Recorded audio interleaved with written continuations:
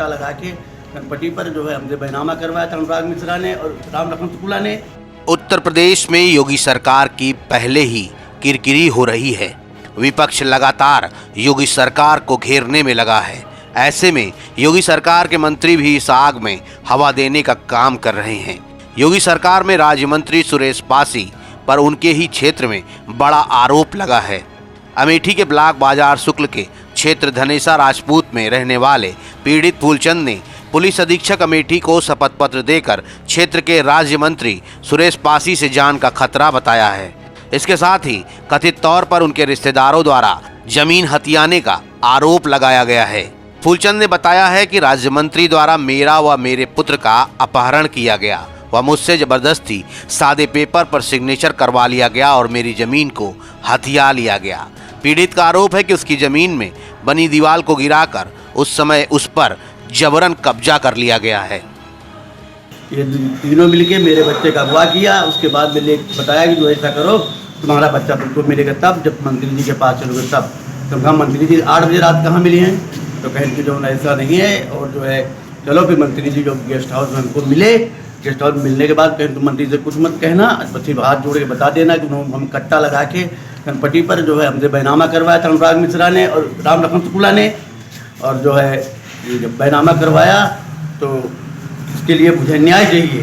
और जाके मंत्री जी से कही कि आगे तुम कागज नहीं नुमा जीमो साहब रही हैं, दरोगो साहब रही हैं। और के बाद में यहाँ कहेंगे जो है चलो FIR पर साइन करो, यह काम करो, अगर यह काम न करियो तो तुम्हारा लड़का वापस ना आए।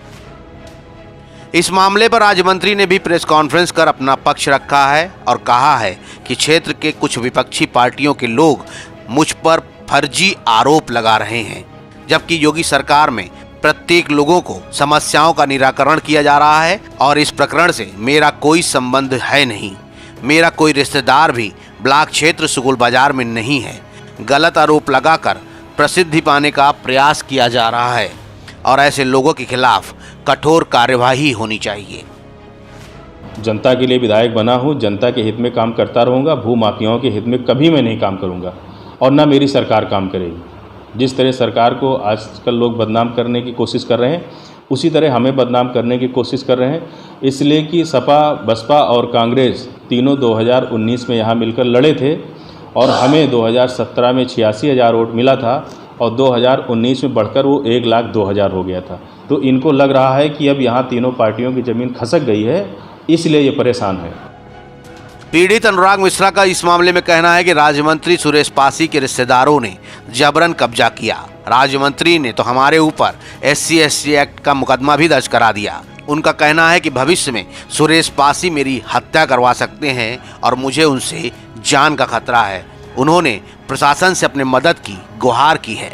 राज्य मंत्री सुरेश पासी जी का पूरा इसमें पूरा सहयोग है। मेरे खिलाफ 2 बार SC/ST मुकदमा कायम हुआ है। दोनों बार फर्जी ढंग से 419, 420 SC/ST एक्ट कायम किया गया है। मंत्री जी की पूरी साह है। सुरेश पासी राज्य मंत्री जी मेरी हत्या भी करवा सकते हैं। भविष्य में आप लोग ये प्रशासन मेरी रक्षा करे, सुरक्षा करे। माननीय मुख्यमंत्री जी से भी यही है उम्मीद, नहीं तो मंत्री जी कुछ भी करवा सकते हैं। पूरे मामले पर राज्य मंत्री सुरेश पासी भी अपनी सफाई लगातार दे रहे हैं, लेकिन ऐसे आरोप लगने से कहीं न कहीं मंत्री जी सहित पूरे योगी सरकार की कार्यशैली पर सवाल खड़ा हो गया है। देखने वाली बात होगी कि इस मामले की जांच होती है या नहीं, पीड़ित को न्याय मिलता है या सरकार उसकी आवाज़ दबाने में कामयाब हो जाती है। अमेठी से नाउ 44 न्यूज़ के लिए अरुण गुप्ता की रिपोर्ट।